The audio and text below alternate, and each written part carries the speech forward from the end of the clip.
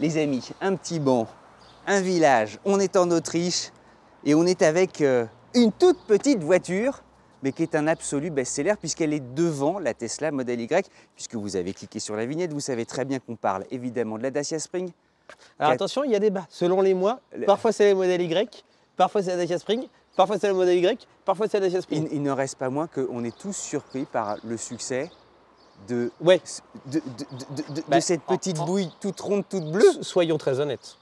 Quand on est parti, qu'on allait se dire, on va filmer une voiture 100% électrique de 65 chevaux, on n'a pas fait des on n'a pas fait des sauts de cabri en disant « Oh, c'est la voiture du siècle ».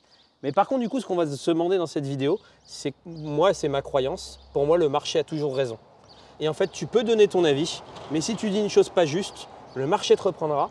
Si cette voiture est aujourd'hui, selon le classement, la première ou la deuxième voiture électrique la plus vendue en France, c'est qu'il y a une raison et on va essayer de découvrir pourquoi. Et qui plus est, c'est la phase 1 qui est un succès, puisque là, on a la chance d'essayer la phase 2. Exactement. Alors, qu'est-ce qui change, justement?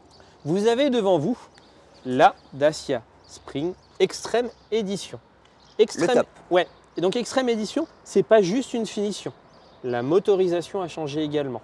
La motorisation, elle est passée à 65 chevaux. Ce qui est un gap 45 chevaux précédemment. Hein. Ouais, elle a pris 20 chevaux. Tu te rends compte, nous qui essayons des voitures électriques de 200 chevaux qui font 2 tonnes et qu'on trouve que ça avance pas, bah là je suis curieux de me dire 65 chevaux. Alors en même temps, elle a le poids qui est très contenu. C'est une voiture qui, je crois, sous une tonne, ouais. Elle fait 975 kg. Pourquoi c'est une voiture la plus vendue? Peut-être que la réponse est aussi dans son prix. C'est une voiture électrique assez abordable. 17 300 €, vous avez la version la plus haut de gamme devant vous. Bonus écologique inclus à ce prix-là. Et puis, il faut se rappeler que quand elle a été lancée, elle était aussi chez Leclerc. Enfin, il y avait des locations avec, là aussi, des tentations dingues sur le budget. Mais elle a gagné. Et elle a son look. Hein. Bah moi, je trouve qu'en look, elle est plutôt réussie. On va en parler dans nos petits points. Mais avant, pour dire un peu le moteur, c'est un vrai gain. Parce que vous vous rendez compte que vous passez de 45 à 65 chevaux, c'est quasiment 50%. Du coup, elle prend dans le 0 à 100, 30%. Et dans le 80-120, 50% de. On va donner des points de repère. Elle était juste sous les 20 secondes de 0 à 100 avec la version 45. Et là, elle est à 13 secondes et des poussières. Ce qui est pour le coup, relativement, c'est pas fou, mais c'est correct. Il y a des voitures thermiques qui mettent ce temps-là. Enfin, il n'y a rien à dire. On fait nos 3 petits points. Qu'est-ce que tu aimes bien Tu commences ou pas? Bah vas-y, je te laisse commencer. Alors, le point d'orgue, c'est quand même la calandre. Puisque la calandre, évidemment, nouvelle signature de marque, intègre le logo Dacia, qui est en fait une sorte de link de chaînons qui se croisent maintenant. Et vous avez la recharge ici d'ailleurs. Et il y a la petite trappe à recharge. Non, tu pourras pas l'ouvrir comme ça. Alors, et puis évidemment, ce truc. Il y a un truc qui me plaît beaucoup, c'est... Pour la signature de marque, si tu me permets de te couper pour dire un petit mot, moi je suis très fan de cette signature de marque, parce que je trouvais qu'avant, la signature de marque ne rendait pas hommage à Dacia. Et là, tu as l'impression presque de dire je suis une Dacia et j'en suis fier. Bah, contemporain, moderne. Et c'est ce qu'on disait d'ailleurs, retrouver notre road trip conséquent avec d'autres joggeurs. On avait énormément aimé cette ou thermique. Et on avait justement abondamment commenté le logo. Je te laisse continuer, pardon. La calandre, c'est fait. Il y a un truc qui, moi, me plaît aussi. Ça n'a l'air de rien, mais on passe très vite là-dessus sur les optiques. Ouais. En fait, elle a des optiques importantes et des optiques de qualité. Et pour une voiture, effectivement, d'un gabarit assez restreint, ça lui donne ce côté très automobile et très quali. Pour que les gens se rendent compte du gabarit, c'est une voiture qui fait 3,73 m de long et qui est marrant, qui est aussi haute que large. Elle fait 1,58 m de large, ce qui n'est pas large du tout, c'est étroit. On le voit d'ailleurs. Et 1,52 m de haut. Ouais, on le voit. Et alors, après, vous me direz, c'est évidemment un petit artifice, mais cet artifice, il marche bien. Les barres de toit. Ouais. Voilà, hop, avec évidemment ce côté un peu bronzé qui est rigolo comme tout. Et il y a ça aussi. Là, ces élargisseurs d'ailes. Ça lui donne un petit côté baroudeur. Oh bah grave, moi j'ai l'impression que c'est une Mini Countryman. Ah toi tu vas fort, ouais. Non, mais tu vois, ça l'habille beaucoup.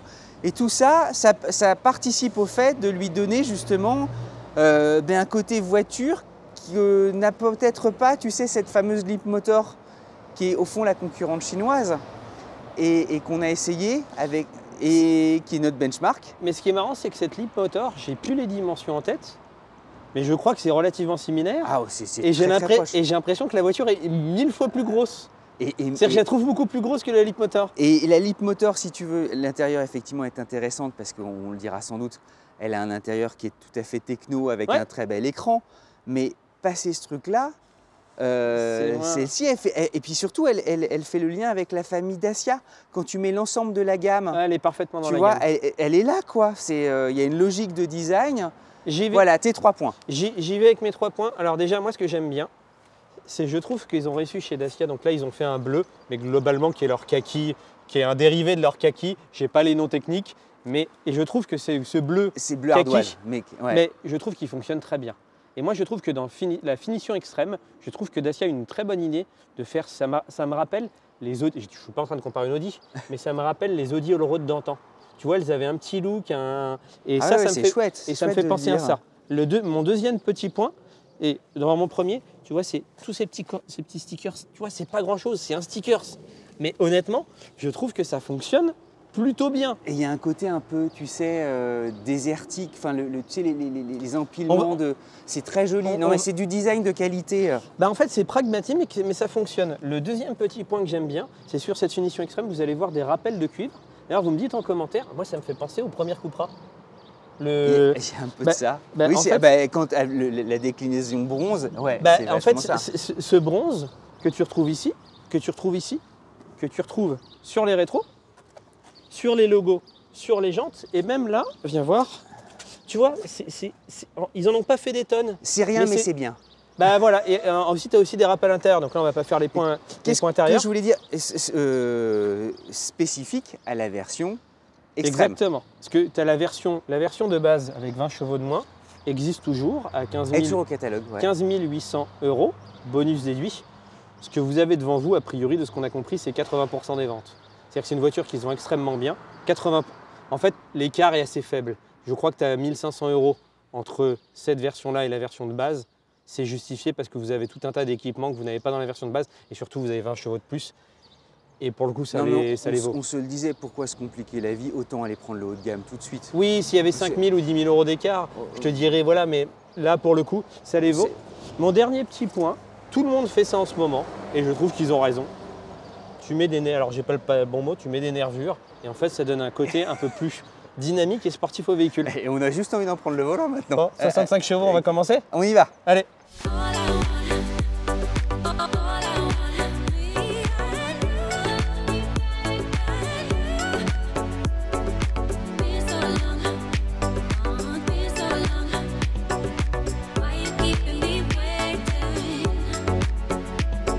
Bon, on y va.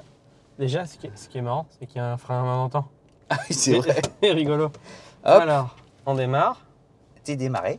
Hop. T'es OK. Et on est parti. Sur drive. C'est une vraie électrique. Hein. Alors, un petit mot sur l'autonomie avant que je la découvre avec vous. J'ai déjà un peu conduit. Là-dedans, vous avez une autonomie de 220 km en WLTP. Donc, comptez pas partir en vacances dans le sud avec. C'est pas fait pour. Par contre, mine de rien, pour faire de la ville et des petites routes, c'est largement suffisant. Deuxième voiture idéale. Exactement. C'est franchement... Et sachant qu'en plus, si vous faites que de la ville, l'autonomie va monter à 300 km. En général, il faut enlever 25% pour avoir les vrais chiffres. Mais ça reste très correct. Je suis bien assis. Tu as une vision un peu haute sur la route. C'est pas si... Et ce côté petit SUV, moi, me plaît beaucoup. Là, ils ont amélioré. Alors, ils nous ont dit, a priori, qu'ils ont travaillé sur l'amortissement. Donc là, on prend exprès. Des petites routes. C'est vrai, ouais. Et tu le sens. Très honnêtement, si tu as conduit l'ancienne, tu le sens tout de suite. Elle est beaucoup plus tenue, mieux amortie. L'autre se balançait énormément. Exactement. Direction aussi. Le défaut de l'ancienne, selon moi, tu me diras si tu partageais, c'est que moi, l'ancienne avait une direction très chewing-gum. Je suis pas en train de vous dire que c'est la meilleure direction du marché. Loin de là, mais ils ont fait des efforts sur la direction et elle est parfaitement... tu sens... En tout cas, tu conduis l'ancienne, bien, ouais. tu conduis la nouvelle, tu le sens très rapidement. On va un peu Elle a le beau accélérer. petit volant Dacia en plus. Mais elle marche mieux que l'ancienne. Hein. Ah oui, ça n'a rien à... Eh bien, tu sais qu'alors, je vais être très de transport avec vous. J'avais beaucoup d'a priori sur cette voiture.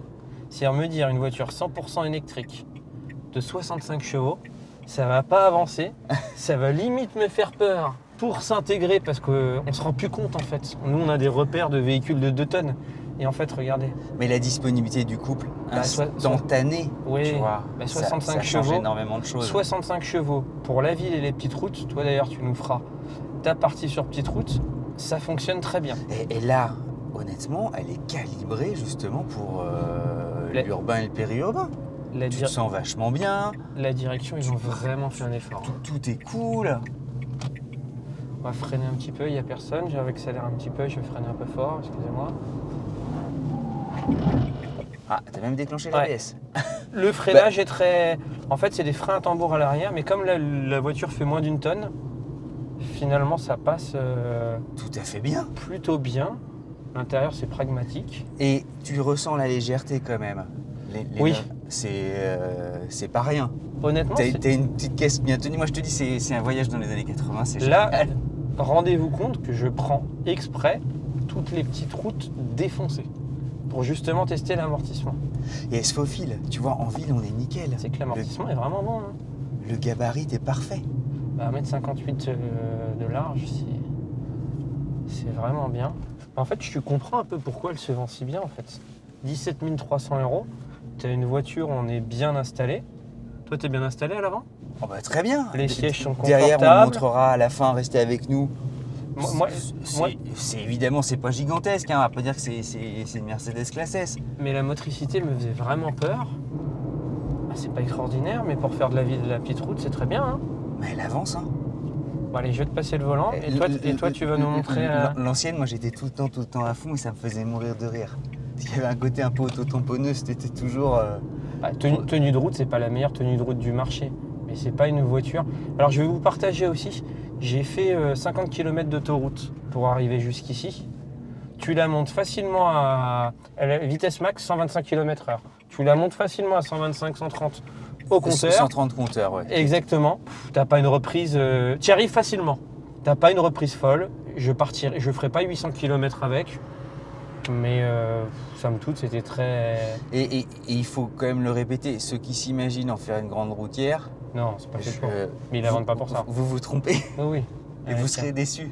Tu vas prendre le volant là. Je me gare devant cette jolie maison. Et tu vas nous emmener faire des petites routes. Allez.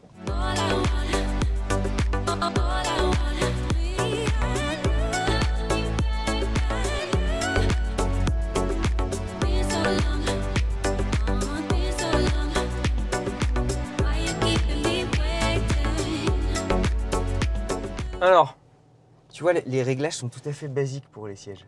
Ouais, toi, basique, tu veux dire, c'est que c'est fonctionnel. C'est simple. Hein, oui, mais les gens peuvent penser basique, c'est pas bien.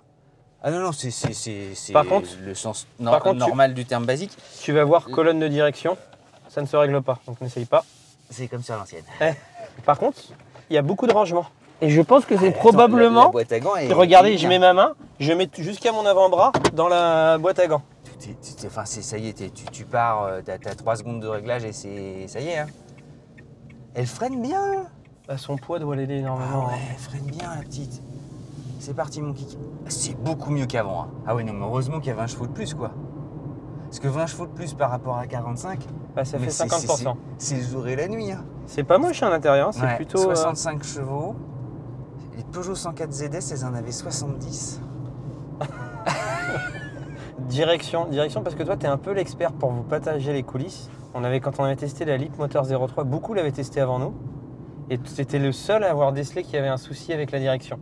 Et d'ailleurs, du coup, ils l'ont retiré, ils l'ont refait un peu alors, réparé. La Leap avait quelque chose en fait d'assez particulier, c'est-à-dire qu'elle ne revenait pas en position centrale. Oui.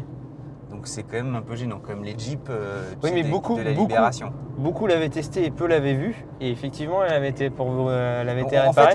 Et les gens avaient dit, ouais, t'avais raison. Ouais, et on craignait en fait que ce soit notre exemplaire qui était atteint de ce... mais c'était notre exemplaire. Ouais. Et là, écoute... Direction. Moi, je la trouve...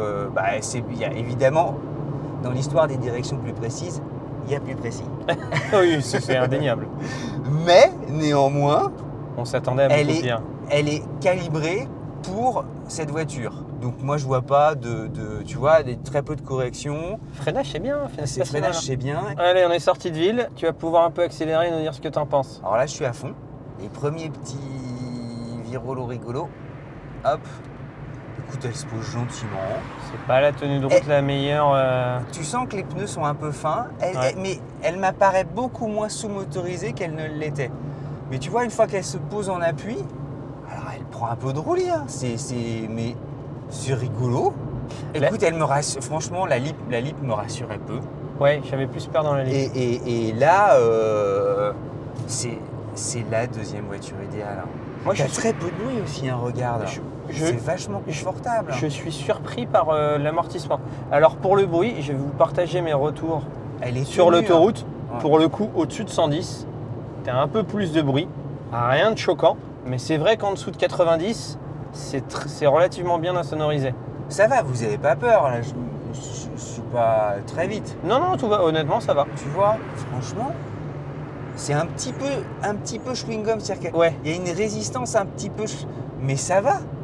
C'est exactement ce qu'il lui faut. Selon toi, quelles sont les raisons de succès de cette voiture? Le premier argument, c'est le prix. Le prix, c'est probablement la véhicule électrique la moins chère. Donc, les autres arguments, selon toi? Une fois que tu t'es dit, ok, budget c'est bon, j'y vais, Ouais. c'est top, en plus j'ai une voiture neuve et électrique, super.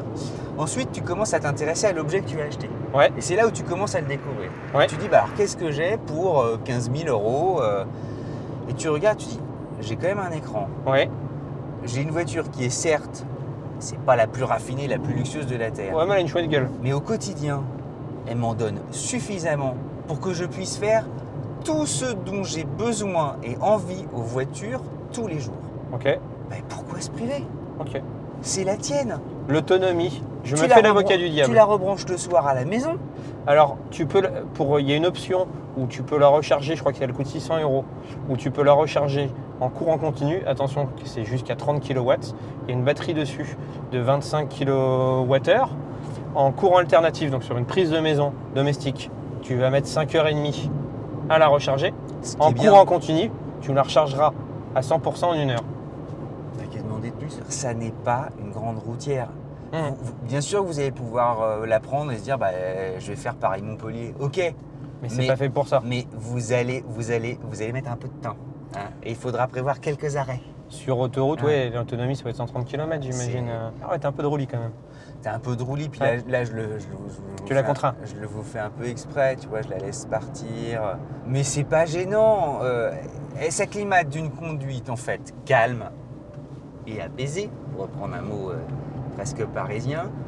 Mais ça va, tu vois. Voilà, puis je m'arrête, tu vois, tranquillement, elle freine bien, il n'y a rien à dire, quoi. Bah, on va faire nos petits points intérieurs. On fait nos points intérieurs.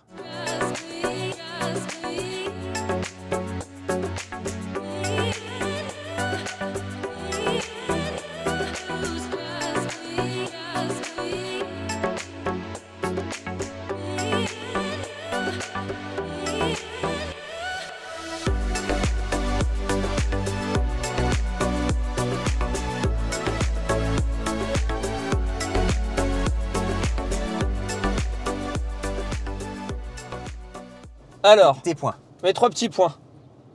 Déjà, on a la chance d'avoir la finition extrême, donc la finition la plus haut de gamme.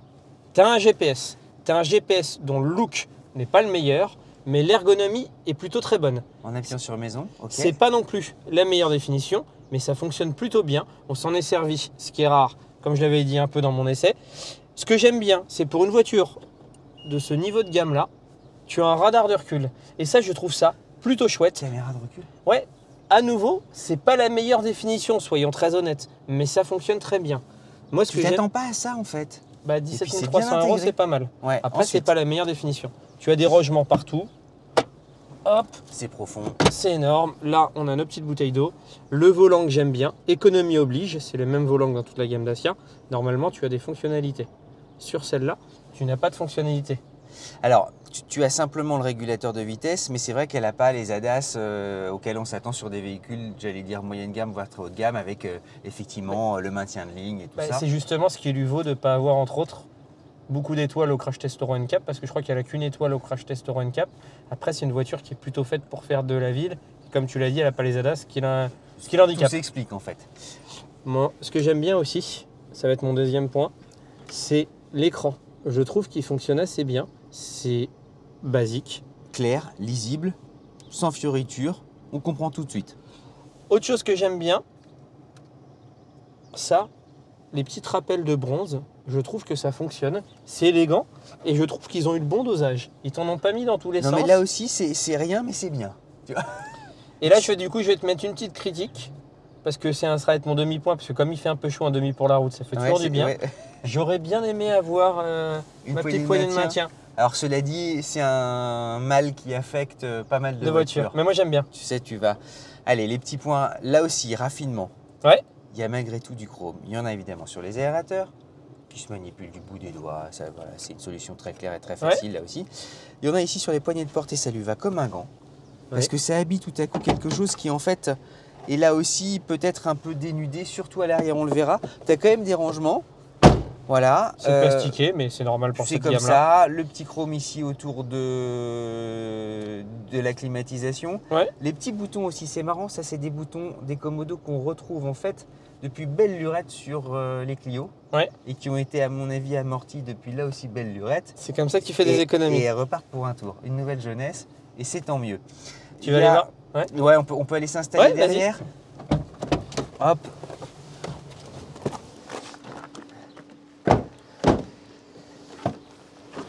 Alors, derrière, malgré tout, c'est pas si mal.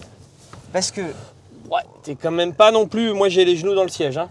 Ouais, mais moi, je m'attendais vraiment à pire. Oui, c'est vrai que c'est... Je disais que j'allais être comme ça, tu sais, et non pas du tout. En revanche, peut-être que... Alors, pour des raisons d'économie, ils ont intégré les appuis-têtes, comme ça tu n'as pas à les régler, donc tout est très simple. Tu n'as pas de visibilité. Mais tu as peu de visibilité. La banquette est un peu ferme. Et un peu droite. Ouais. Et un peu droite. Mais bon, il faut trouver là aussi encore un équilibre entre le volume, notamment le volume du coffre. Là, c'est suffisamment creusé. Moi, j'imaginais que j'allais avoir la tête, mais non. Et en fait, ça fonctionne. Ils auraient presque pu mettre une troisième ceinture de sécurité, parce que pour mettre 3 enfants, comme le plancher est plat, t'aurais presque pu. Et alors, tu as cette matière qui imite visuellement le cuir. Oui. C'est d'ailleurs plutôt réussi. Mais c'est du TEP. Ouais. C'est du TEP.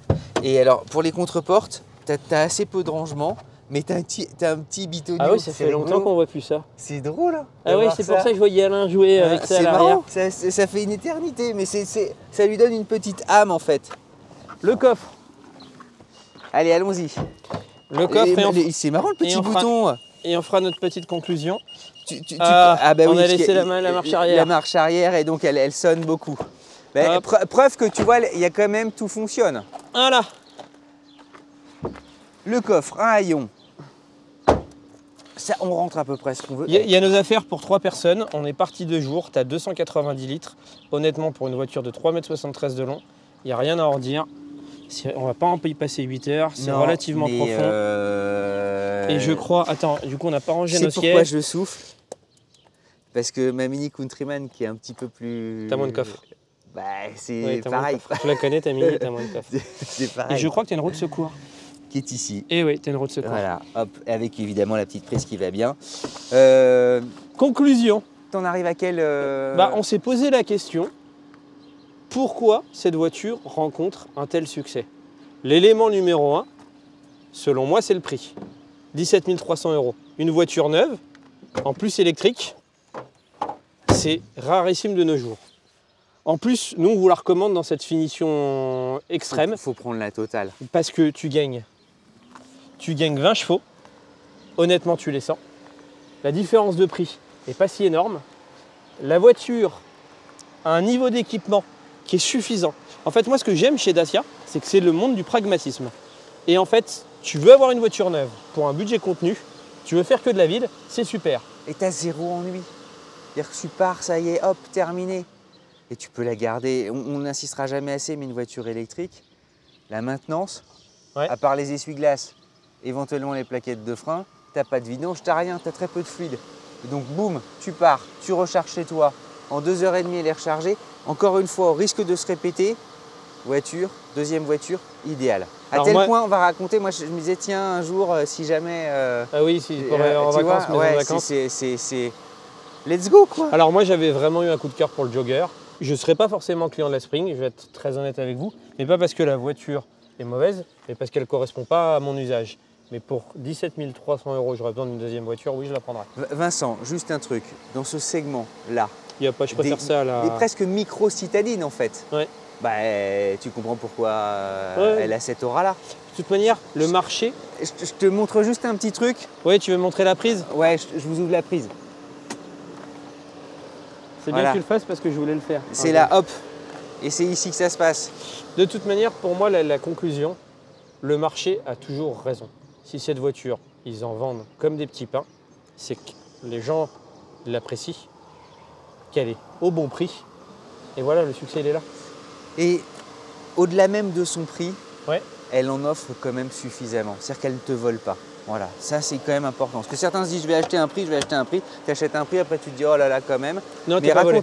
Mais racontez-nous justement, elle a quand même quelques années derrière elle. Ouais. Et ce serait intéressant que vous qui nous regardiez, Vous si donniez vous votre avez une opinion. Dacia Spring, n'hésitez pas. Moi c'est un petit bonbon. Elle est quand même avec Cocorico.